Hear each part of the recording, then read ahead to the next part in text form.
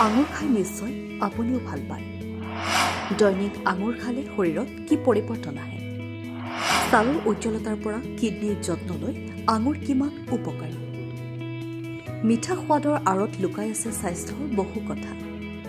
আঙুৰক অভিজাত ফলৰূপে গণ্য কৰা হয়। অন্য ফলৰ তুলনাত আঙুৰৰ দাম বেছি।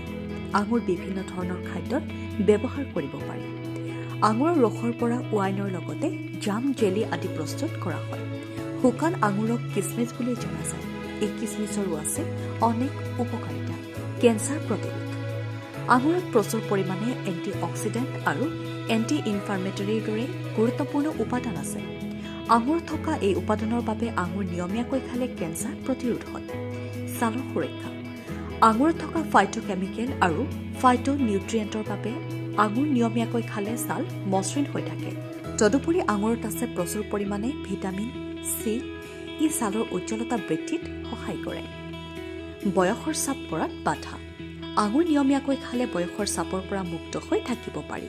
কিডনী ভালে ৰাখে। আঙুৰত থকা বিভিন্ন ভিটামিনে ইউৰিক এচিডৰ মাত্ৰা নিয়ন্ত্ৰণত সহায় কৰে। তদুপৰি আঙুৰ নিয়মীয়াকৈ খালে কিডনী ভালে থাকে।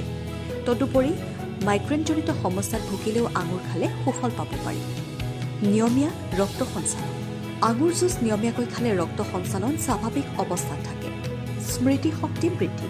আঙুৰ নিয়মীয়াকৈ খালে স্মৃতি বিভ্ৰমত ভোগাসকলে কম সময়তে ভাল ফল পাব পাৰে।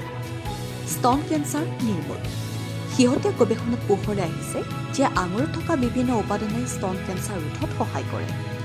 স্তন কেঞ্চাৰৰ আশংকাত ভুগিলে নিয়মীয়াকৈ আঙুৰ খোৱাৰ অভ্যাস কৰিব পাৰি।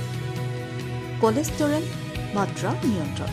আঙুৰত টৰষ্টেলবেন নামৰ এক ধৰণৰ যৌগ থাকে যি শৰীৰত কলেষ্টৰেলৰ মাত্ৰা হ্ৰাস কৰাত সহায় কৰে। মূৰৰ বিষ দূৰ কৰে। হঠাতে যদি মূৰৰ বিষ আৰম্ভ হয়, ঔষধৰ পৰিৱৰ্তে কেইটামান আঙুৰ খালেই বিষৰ পৰা উপশম পাব পাৰি।